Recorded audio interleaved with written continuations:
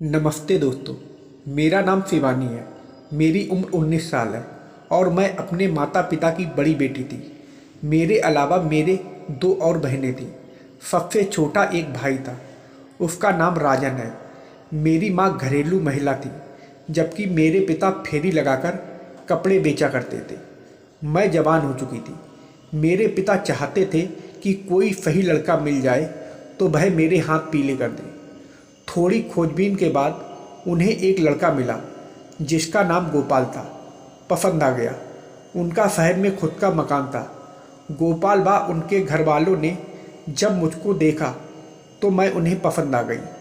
मुझको देखकर गोपाल के पिता बिना किसी दहेज के बेटे की शादी करने के लिए तैयार हो गए। फिर सामाजिक रीति रिवाज से मेरा और गोपाल का विवाह हो गया। इस शादी से गोपाल भले ही खुश था, लेकिन मैं खुश नहीं थी। इसकी वजह यह थी कि मैंने जिस तरह पढ़े लिखे और स्मार्ट पति के सपने संजोए थे, गोपाल वैसा नहीं था। मैं ससुराल में हफ्ते भर रही, पर मैं पति के साथ भावनात्मक रूप से नहीं बन सकी। हफ्ते बाद मैं मायके आई तो मेरा चेहरा उतरा हुआ था। माँ ने कारण पूछा। मैं रुआसी होकर बोली, माँ, तुम लोगों ने सिर्फ ये देखा कि वे दहेज नहीं मांग रहे, पर ये नहीं देखा कि लड़का कैसा है। सब कुछ तो है उनके पास, तुम्हें किस चीज़ की कमी है? तुझे तो पता है कि अभी तेरी दो और बहनें हैं, हमें उन्हें भी ब्याहना है। माँ ने अपनी मजबूरी जाहिर की। मैं चुप हो गई। माँ के इस जवाब के बाद मैंने हालात से समझौता कर लिया। मैं ससुराल में पति के साथ रहने लगी। ससुराल का वातावरण दकियानूसी था।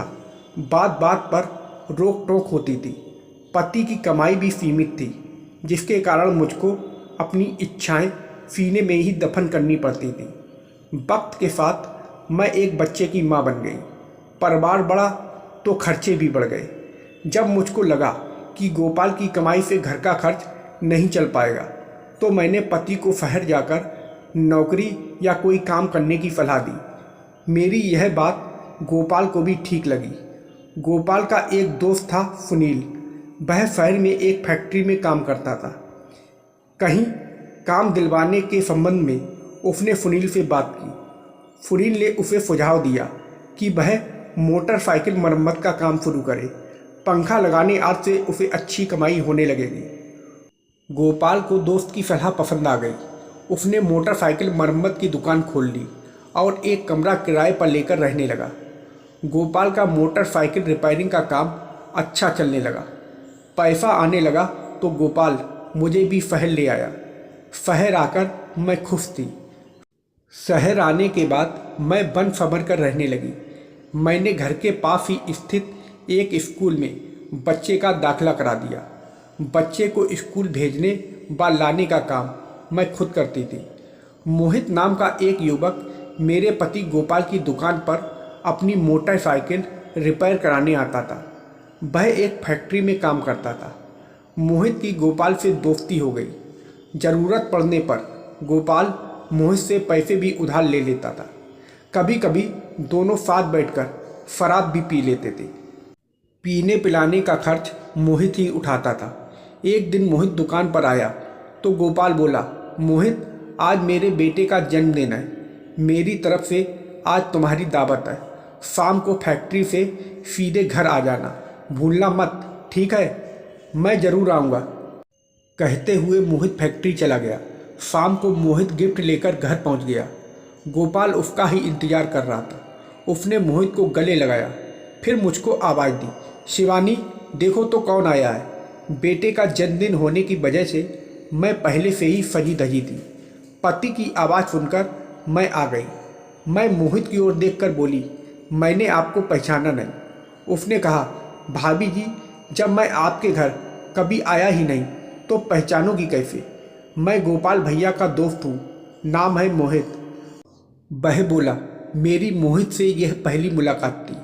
पहली ही मुलाकात में मैं मोहित के दिलो दिमाग पर छा गई। गोपाल ने मोहित की खूब खातिरदारी की। उस समय मैं भी मौजूद रही। इसके बाद मोहित ने ठान लिया कि वह किसी भी तरह मुझको हासिल करके रहेगा। वह मुझे हासिल करने का प्रयास करने लगा। मोहित जानता था कि मुझ तक पहुंचने का रास्ता गोपाल ही है, अतः उसने गोपाल को शराब का आदी बनाने की सोची। इसी के चलते वह शराब की बोतल लेकर मेरे घर आने लगा। घर में दोनों बैठकर शराब पीते, फिर खाना खाते। इसी बीच मोहित की निगाहें मेरे जिस्म पर ही गड़ी रहती थी। शराब के नशे में मोहित कभी कभी मुझसे मजाक व छेड़खानी भी कर लेता था। मैं जल्द ही मोहित के आने का मकसद समझ गई थी। वह मेरी आर्थिक मदद भी करने लगा। बच्चे की ज़रूरत का सामान और खाने पीने की चीज़ें भी लाने लगा। धीरे धीरे मोहित ने अपने एहसानों व लच्छेदार बातों से मेरे दिल में जगह बना ली। अब मैं मोहित से खुलकर हंसने बोलने लगी थी। एक दिन मेरा पति गोपाल किसी काम से बाहर गया हुआ था और बेटा स्कूल।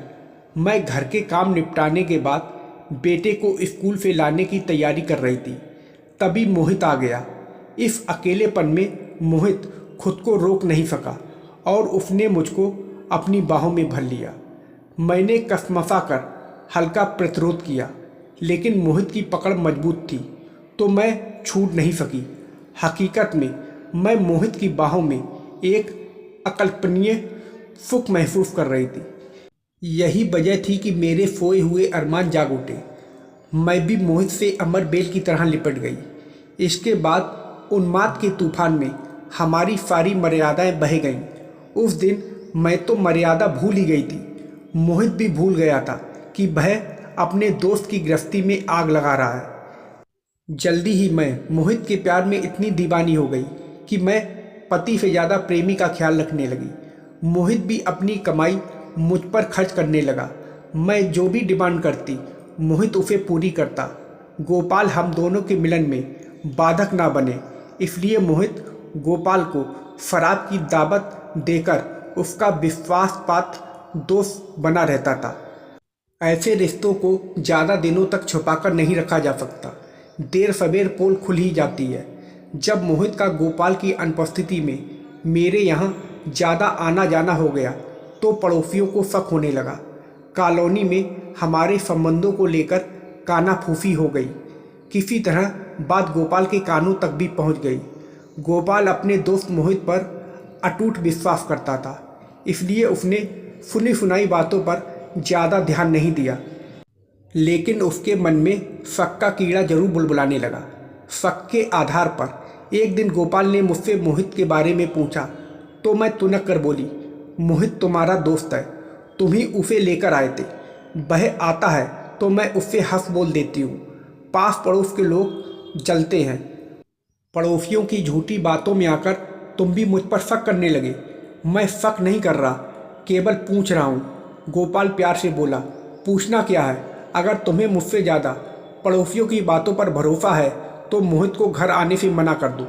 लेकिन सोच लो, मोहित हमारी मदद भी करता है और तुम्हारी पार्टी भी। तुम्हारी कमाई से मकान का किराया, बच्चों की फीस और घर गृहस्थी का खर्च क्या चल पाएगा? मेरी बात पर विश्वास कर। गोपाल शांत हो गया। एक दिन गोपाल दुकान गया और काम भी किया, लेकिन 2 घंटे बाद उसे लगा कि बदन टूट रहा है और बुखार है। वह दुकान बंद करके घर पहुंच गया। कमरा अंदर से बंद था। कुंडी खुलवाने के लिए उसने जंजीर की ओर हाथ बढ़ाया ही था कि तभी उसे कमरे के अंदर से मेरे हंसने की आवाज़ आई। गोपाल ने अपना हाथ रोक लिया। उसने दरवाजे की झिरी से देखा तो दंग रह गया। मैं और मोहित एक दूसरे के बाहों में थे। गोपाल का खून खौल उठा, लेकिन उस समय वो बोला कुछ नहीं। वह कुछ देर जड़बत खड़ा रहा। फिर खटखटाने पर दरवाज़ा खुला तो उसे देखकर मैं और मोहित अपराध बोध से कांपने लगे। हम दोनों ने गोपाल से माफ़ी मांगी और भविष्य में ऐसी गलती ना दोहराने का वादा किया। हमें माफ़ करने के अलावा गोपाल के पास कोई दूसरा रास्ता भी नहीं था। मेरी बेवफाई से गोपाल को गहरी ठेस लगी थी। उसे अब अपनी इज्जत बचानी थी, इसलिए उसने शहर छोड़कर घर जाने का निश्चय कर लिया। मुझको घर वापस जाने की बात पता चली तो मैंने बेटे की पढ़ाई का सवाल उठाया, लेकिन गोपाल मानने को तैयार नहीं हुआ। मुझको और बेटे को साथ लेकर भय अपने घर आ गया। गोपाल खेती किसानी व मजदूरी कर बेटे का पालन पोषण करने लगा।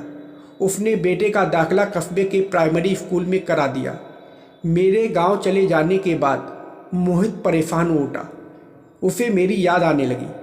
मोहित से जब नहीं रहा गया तो वह मेरी ससुराल पहुंच गया। वहां गोपाल ने उसे बेइज्जत किया और मुझसे नहीं मिलने दिया। इसके बाद तो यह सिलसिला ही बंद हो गया। मोहित आता और बेइज्जत होकर वापस हो जाता। कुछ दिनों तक मुझको मोहित की बहुत याद आई, लेकिन धीरे धीरे मुझे भी लगने लगा कि शायद गोपाल सही कर रहा है, क्योंकि मोहित के साथ मेरे रिश्ते का कोई भविष्य नहीं था। अब मैंने भी फैसला कर लिया कि गोपाल के साथ रहकर एक नई जिंदगी की शुरुआत करूं और अपने बीते हुए कल को भुला दूं।